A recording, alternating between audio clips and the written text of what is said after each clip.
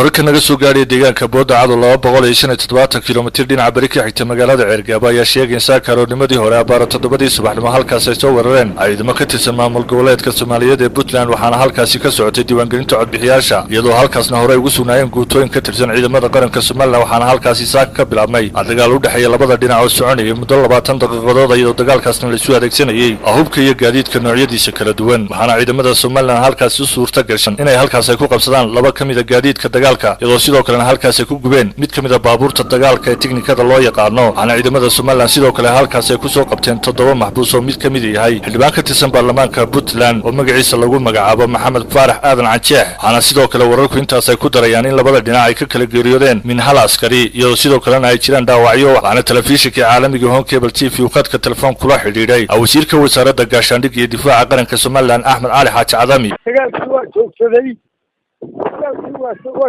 dagaal socdaa ma jiro waa soo jiray saaka xilligii hore oo maaragtay xalay waa la isu dhabayeynayay dabadeedna saaka waa lasoo weeraray ciidankeenii oo jiida xagga galbeedka ugu soo xigta dhexar xagga usoo xigta baa dagaal ka dhacay dagaalkaas ciidanka Somaliland baa guuleystay qoladii kale iyo wixii kale maarta wax firxado oo carada wax laga qabto bay yeesheen lama guuleysan gacanta sarena waa laga yeeshay waxaana ilaahay ka baryaynaa idan cidii gartana wax ku doonataba in madaxeedu noqdo sida hadda kuwa kale oo kale waa la hayaa maxaabiistii oo 12 waa la hayaa gaari waa la gubay laba kalena waa la hayaa waxa intii hore oo dhan waxaanu ku jiraa video dad walaasnimada haddayna wax kale oo dhan wadaagin darisnimadaan wadaagnaa aan isu furno qolo walba markay hawl qabsanayso iyadu leedahay oo dimuqraadiyadda ah ha lagu taageero haddii aan lagu taageerayna iskaa wuxuu qabsadeeda haloo daayiyo telefishinka caalamiga HORCABLETV wax ka weydiiyey siday diiwaangelinta codbixiyaasha uga socoto deegaanadaasi gobolka Badhan waa alxamdulillahi rabbil caalamiin waxa weeye dadkaa la dhibay وصناديقنا خلف الذين آمنوا لقيي ولا فوقيي ومبل والمحاجة بتجلد لقيي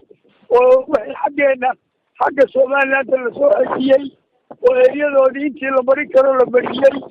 وأنا مركي هجور هين نبت بنتها سوا مركي الحاد دور شوي لقبناي تعدي قاسي حدود بكاسان عي لما بقوليشن قعدت صرنا والله شيء waxaana ilaahay ka baryaynaa idan cidii gardarro wax ku doonataba in madaxeedu noqdo sida hadda kuwa kale oo kale waxaana sidoo kale telefishinka caalamiga HORCABLETV isku dayay in dhinaca maamul goboleedka Soomaaliyeed ee Pentland aan la xiriiro balse nooma suurtagelin waxaana wararka naga soo gaadhay deegaanadaasi ay sheegayaan in labada dhinac ay jiraan gurmad ciidan oo soo kala gaadhay deegaanadaasi cali aadan daahir telefishinka caalamiga HORCABLETV magaalada